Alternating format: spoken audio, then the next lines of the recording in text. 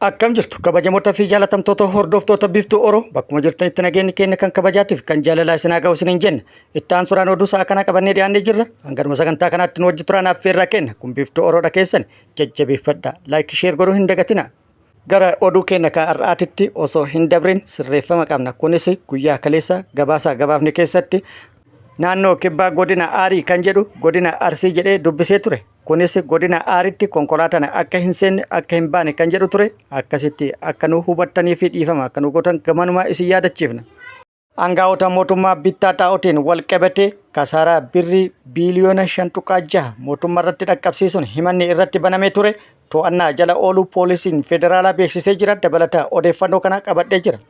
Hayyuu Oromoo Profeesar Muhammad Hassanii fi sirni beekamtii kennuu Ameerikaa Atlaantaa Joorjiyaatti guyyaa kaleessa gaggeeffamee jira. Dabalata isaa qaba. Oduun itti aanu oduu oolmaa Oromiyaati. Oduu oolmaa Oromiyaatti lolli Oromiyaa bakkoota garaagaraatti loltoota mootummaatiif waraana bilisummaa Oromoo gidduutti deemaa jiru akkuma itti fufetti jira. Waraanni bilisummaa Oromoo bakkoota garaagaraatti haleellaa loltoota mootummaa irratti raawwataa jiru. Miidhaa guddaa kan qaamatii fi kan lubbuu dhaqqabsiisuudhaan meeshaalee waraanaa hedduu irraa hiikkatuudhaan injifannoo irratti argadhe jedhee jira. Dabalata odeeffannoo kana isiniin kenna. Oduu biyya alaatiin haleellaan dhukaasa dhaabuu Israa'eliif Hamaas gidduutti taasifamee turus haleellaan Filisxeemota irratti raawwataa jirtu itti fufuu fi haleellaa hanga ammaatiin Filisxeemota irratti raawwatte Filisxeemonni 70,000 ol lubbuu dhabuun gabaafamee jira. Dabalata odeeffannoo kanallee qabadhee jira. Guutuu odeeffannoo kanaatii fi kan biroo wajjin isin wajjin kan turu ani Bariisoo Ganamooti. Guutuun odeeffannoo kanaa wal duraa duubaan akka itti aanu kanatti isiniif dhiyaata. Aangaa'ota mootummaa bittaa xaa'oon kasaaraa birrii biiliyoona 5.6 geessisuudhaan shakkamanii himanni irratti baname to'atuu poolisiin beeksisee jira.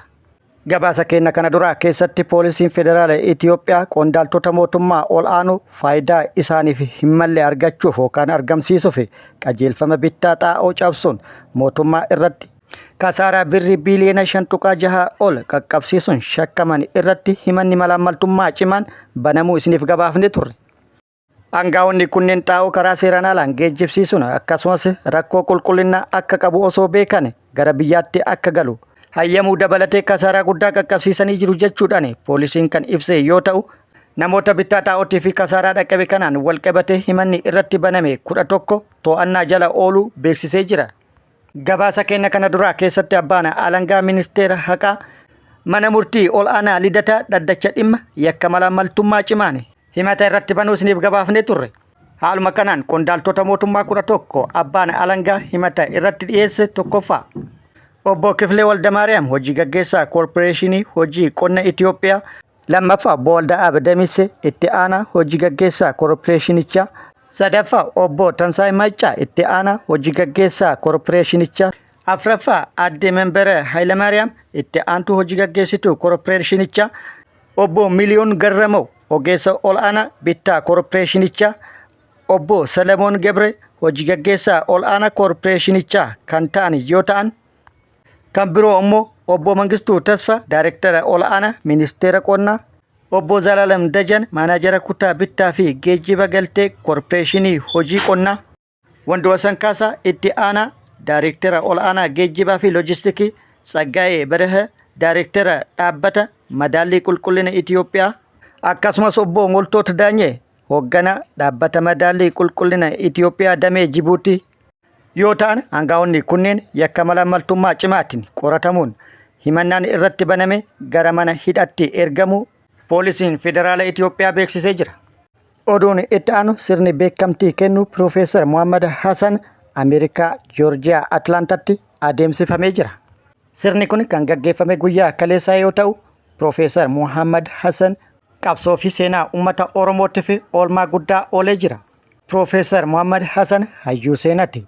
Oromoof inni waan hunda gumaacha ol aanaa seenaa Oromoo bifa qorannoon deeggarameen addunyaatti beeksisuun gumaacha guddaa gumaachee jira. Akkasumas qabsoo Oromoo keessatti shoora ol aanaa taphatee jira. Gahee guddaa bahee jira. Hayyuu guddaa gumaacha guddaa uummata Oromootiif gumaache kana osoo jiru galata galchuun waan guddaadha.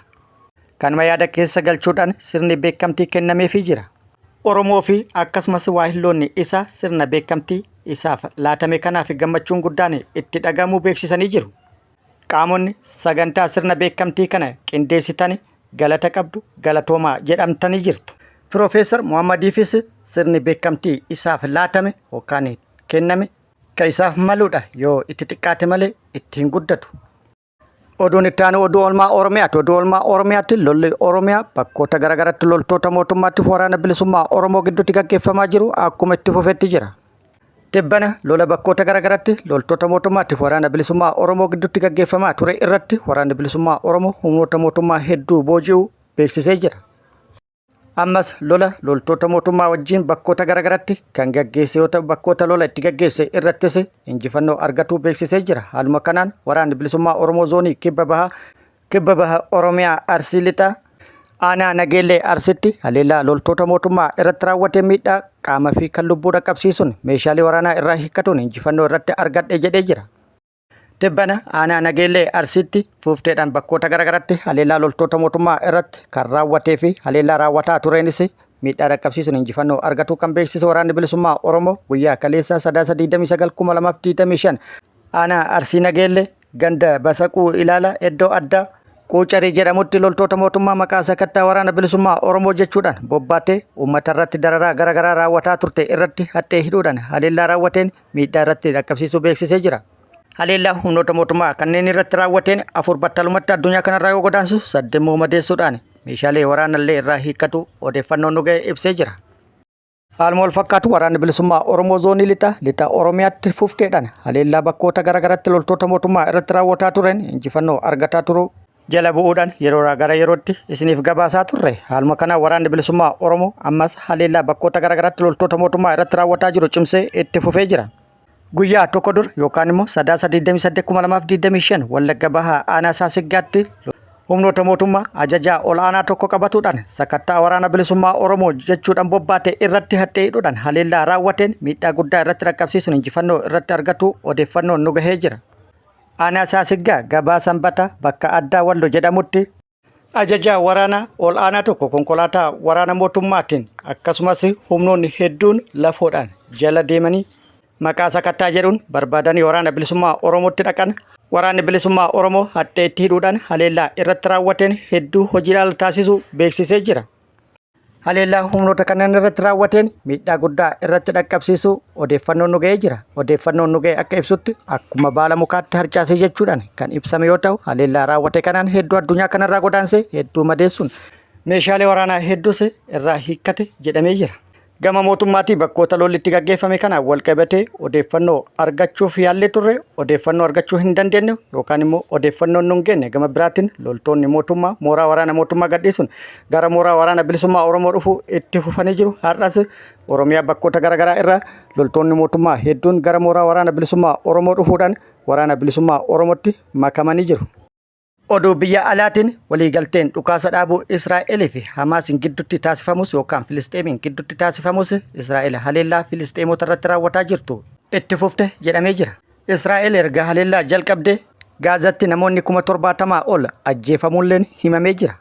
Waliigalteen dhukaasa dhaabuu nagaa buusa jedhamee ajjeechaa kanas akka ittiin fufne taasisama jedhamee kana abdii fi hawwiin guutamee ture ta'us waliigaltichi dhukaasa dhaabuu taasifamee ture waan milkaa'ee hin fakkaatu. Walumaa galatti duula waraanni Israa'el Gaazaa irratti taasiseen hanga yoonaatti Filisteemonni 70,000 ol ajjeefamanii jiru jechuudhaan ministeerri fayyaa Gaazaa Hamaasiin hoogganamu ibsee jira. Bara kana onkoloolessa 10 waliigalteen dhukaasa dhaabuu hojiirra oolus lakkoofsi namoota du'anii garuu dabaluu itti fufe jedhamee jira. Sanbata kana haleellaa diroonni Israa'el raawwatteen obbolaan lama yeroo qoraan funaanaa turanitti ajjeefamanii jiru jechuudhaan maatiin isaanii kan himan yoo ta'u ministeerri ittisa Israa'el shakkamtoota sarara keelloo qaxxaamuran lama haleeluu BBCtti himee jira. Namoonni ajjeefaman jedhaman kunneenis daa'imman waggaa 3 fi kan waggaa 10 akka ta'an gabaasaalee miidiyaa garaagaraa ifoomsanii jiru. Ministeerri fayyaa Gaazaa erga Israa'el haleellaa jalqabde namoonni lubbuun darban 70,100 gahuu himuudhaan kana keessaa 350 erga waliigalteen dhukaasa dhaabuu raawwatamee booda ajjeefaman jedhee jira. Oduun itti aanu waldhabdeen Ameerikaa fi Veenzuweelaa cimee itti fufee jira. Rakkoof waldhabdeen gidduu isaanii jiru ni tasgabbaa jedhamee eeggamus yeroorraa gara yerootti waldura dhaabbannaan isaanii cimee itti fufee jira. Waldura dhaabbannaan isaanii cimee itti fufuu irraa kan ka'e pirezidaantiin Ameerikaa Doonaald Tiraamp naannoon qilleensa Veenzuweelaa guutumaan guutuutti cufamee akka turu beeksisanii jiru. Kun immoo kan ta'e Tiraamp waraanni isaanii lammiilee Veenzuweelaa daddabarsitoota qoricha sammuu nama hadoochuu irratti yeroo dhiyootti tarkaanfii akka fudhatu erga beeksisanii guyyaa tokko booda. Tiraamp sanbata dabre akkaawuntii tiitara isaanii Tiruuz irratti ergaa dabarsaniin daandiiwwan qilleensaa fi balaliistota qilleensa Veenzuweelaa guutumaan guutuutti cufamee akka turu akeekkachiisanii jiru. Daandiiwwan xayyaaraa balaliistota daldaltoota qoricha sammuu nama hadoochan maraaf maaloo naannoon qilleensa Veenzuweelaa fi naannoon ishii cufamee akka turu hubadhaa.